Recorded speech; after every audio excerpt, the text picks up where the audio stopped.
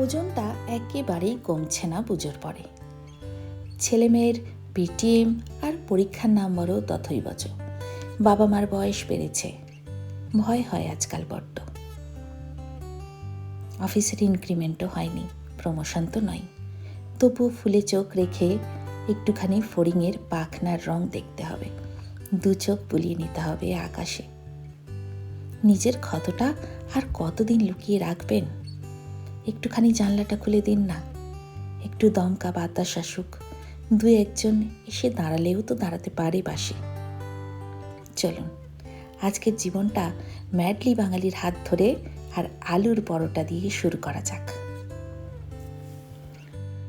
আলুর পরোটায় মনোনিবেশ করলাম বটে। সিদ্ধ করা আলুগুলো কাঁটা চামচে ভাঙতে ভাঙতে ভাবছিলাম, আমরাও যদি নিজের জীবনে এইভাবে ভাঙা গড়ার খেলাগুলো খেলতে পারতাম, তাহলে হয়তো জীবনটা অনেক সহজ করে গড়ে নিতে পারতাম।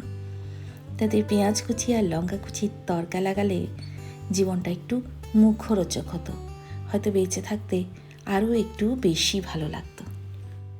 কিন্তু সবটাই যে আমার মন মতো হবে এমন আহাম্মক আমি নই।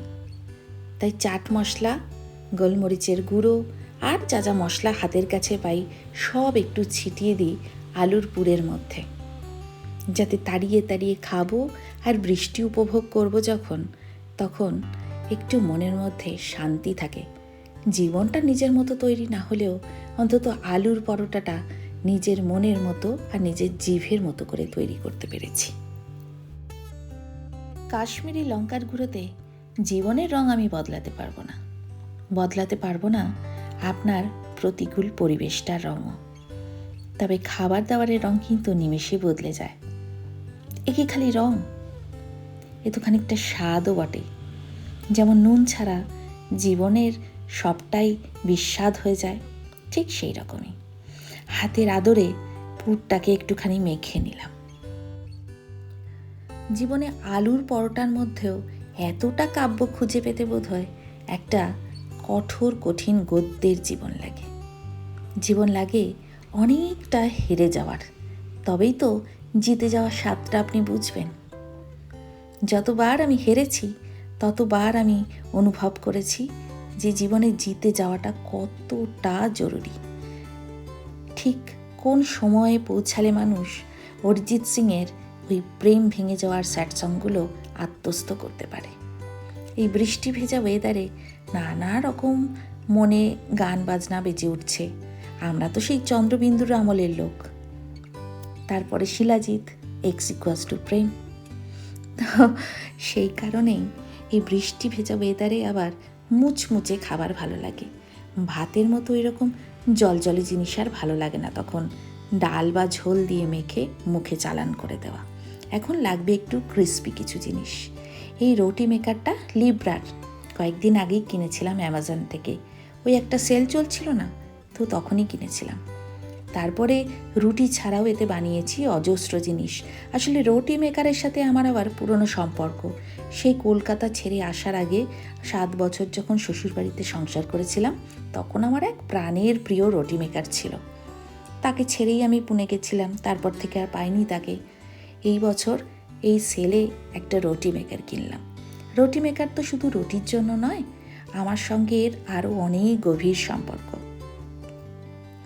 ছন্দকে সেই প্রথম আমার বিয়ের পরে আর কি, প্রথম অফিস যাওয়ার সময় নানা রকমের টিফিন বানিয়ে দেওয়া, সবই এই রুটি মেকারের হাত ধরে। অল্প তেলে অল্প পরিশ্রমে অনেক কিছু খাবার বানানো যায়, সেসব আস্তে আস্তে আপনাদের দেখাবো। এ তো আবার সবে নতুন মানুষ আমার ঘরের। আমার ব্লগ ফলো করলে সে সবই দেখতে পাবেন। সবথেকে আনন্দের বিষয় এটাই যে পুর ভরা যে কোনো জিনিস আর কি, ময়দা আটা দিয়ে যেগুলো আমরা বানাই, সেগুলো রুটি মেকারে এত ভালো বেলা হয়ে যায় যে পুর ফেটে বেরিয়েও আসে না। তার সঙ্গে আরও নানা রকম উপকার তো আছেই, আস্তে আস্তে বলবো, একদিনে সব বলে কি লাভ বলুন। নিজের পেটটুকু ভর্তি করে চলে এলাম গাছকে একটুখানি খাবার দিতে। ডাল ধোয়া আর চাল ধোয়া জল, এসব তো আমি গাছে দিই, আপনারা জানেনই। আজকে একটু ডাল ধোয়া জল নিয়ে সমস্ত গাছগুলোয় ভাগ ভাগ করে দিয়ে দিলাম। এমনিতে ওরা বৃষ্টির জল খুবই পাচ্ছে, একটুখানি সতেজ হয়ে উঠেছে। আমার মতো এরকম বেহিসাবি মায়ের হাতে পড়েও এরা যে এত সুন্দর ফুল ফোটাচ্ছে, এটা দেখতেই খুব ভালো লাগে। এখন আপাতত বৃষ্টি নেই, সকালের দিকটা আমাদের এরিয়ায় বৃষ্টি থাকছে না জানেন, কিন্তু বিকেল হলেই একেবারে ঝমঝমিয়ে বৃষ্টি নামছে। পটু স্কুলও ছুটি দিয়ে দিয়েছে। গত সপ্তাহে 2-3 দিন মতো ছুটি ছিল, এই সপ্তাহেও প্রায় 2 দিন হয়ে গেল। ব্যাঙ্গালোরে এরকম বৃষ্টির অবস্থা কয়েক বছর আগেও হয়েছিল। পটু স্কুলেই ওর ক্লাসেই পড়তো একটি বাচ্চা, তাদের তো অনেক বড় হাউজিং, বেশ নাম করা বিল্ডার, কিন্তু তারপরে হোটেলে গিয়ে কয়েকদিন থাকতে হয়েছিল। কয়েকদিন মানে বেশ 10-12 দিন, কারণ ওদের ফ্ল্যাটের বেসমেন্ট অবধি জল চলে গেছিল, একদম 1 তলা হাইট অবধি। এই বছরও অনেকগুলো হাউজিংয়ে সেরকম অবস্থা। মান্নাটায় ধস নেমেছে। আমাদেরও তো সেদিন কারেন্ট ছিল না, আপনারা দেখলেনই। সন্ধ্যে 6টার থেকে প্রায় পরের দিন সকাল 6টা অবধি। জেনারেটর বা পাওয়ার ব্যাকআপে এই লাইট, ফ্যান, টিভি এগুলো চলে, কিন্তু ফ্রিজ, মাইক্রোওয়েভ ওগুলো তো কিছুই চলে না, আপনারা জানেনই।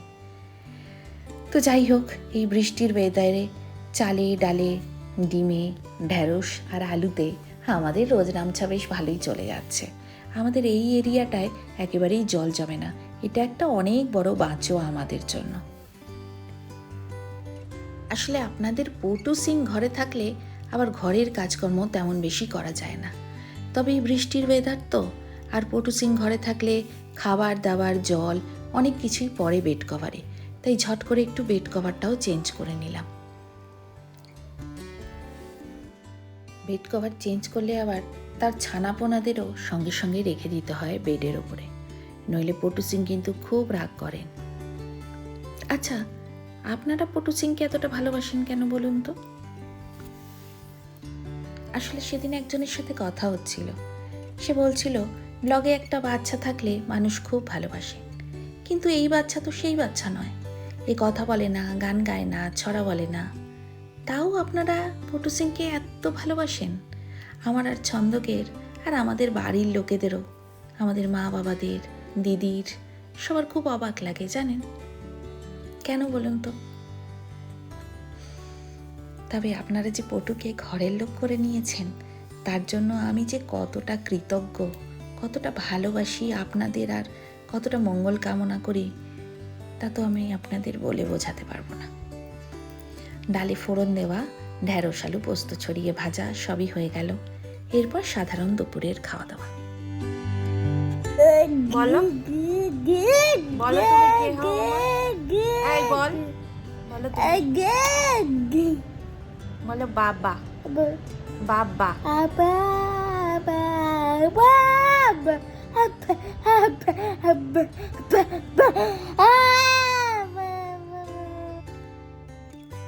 জানি না এই বাবা মা ডাক আমাদের মিনিংফুলি কোনোদিনও পটু বলবে কিনা, তবে পটু বলে আরও অনেক অনেক এগোবে। মা হয়তো চাই, আমি জানি আপনি ঠিক এই মুহূর্তে আপনার ঘরে বসে যে দেখছেন, তিনিও পটুর জন্য এতটাই মন থেকে মঙ্গল কামনা করেন। যাই হোক, আমাদের ব্যাঙ্গালোরের বৃষ্টি পরিস্থিতি তো আপনারা জানেনই। চারদিক দুপুর 2টোর সময় অন্ধকার করে এসছে একেবারে। এখন দুপুর 2টো বাজে, মমতা ঘরে কাজ করছে। ওর তো ফটো তুলতে দিলে দেবে না, ভিডিও তো নয়, তো কাজ করছে দেখে আমি বারান্দায় চলে এলাম। এইরকম মেঘলা দিন, আমার মতো আবার বাদুলে মেয়ে, যার জন্ম থেকে বিয়ে সব কিছুতেই বৃষ্টি হয়েছে, তার মন তো একটু আনচান করবে। মেঘলা দিনের অনেক কটা ভিডিও তুলে রাখলাম। আমার পড়াশোনা আবার বাংলা সাহিত্য নিয়ে, বেঙ্গলি লিটারেচারে এমএ, রবীন্দ্রভারতী থেকে মাস্টার্স করেছি, আর কলকাতা ইউনিভার্সিটি থেকে গ্র্যাজুয়েশন। এই ধরনের ওয়েদার হলে আমার আবার এই সংসার, সমস্ত দায়িত্ব সব কিছু মনে হয় একেবারে ভাসিয়ে দিই। শুধু 1 কাপ চা বা কফি নিয়ে গিয়ে বসি বারান্দায়।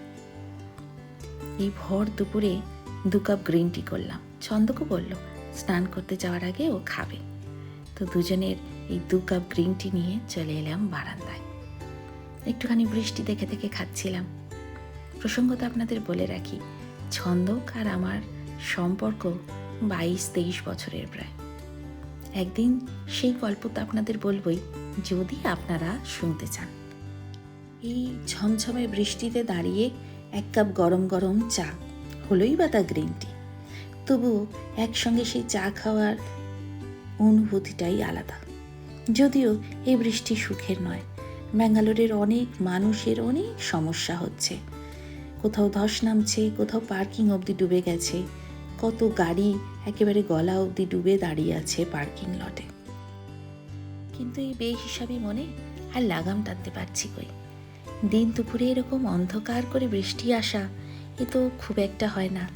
দুজনে 2 কাপ চা হাতে ঠায় দাঁড়িয়ে আছি বারান্দায়। এই মুহূর্তটা যেন আমাদের যন্ত্রণা জর্জরিত জীবনে অনেকটা অক্সিজেন দেবে, এই মনে করে দাঁড়িয়ে আছি। স্বার্থপর হয়ে দাঁড়িয়ে আছি, লোকজনের ক্ষতি ভুলে গিয়ে দাঁড়িয়ে আছি। প্রকৃতির এই অদ্ভুত লীলা উপভোগ করছি দুজনে, চোখ দিয়ে, মন দিয়ে, মাথা দিয়ে। হাতে এসে পড়ছে বৃষ্টির ফোঁটা, ভিজে যাচ্ছি কিন্তু তবু সরছি না, দাঁড়িয়ে আছি।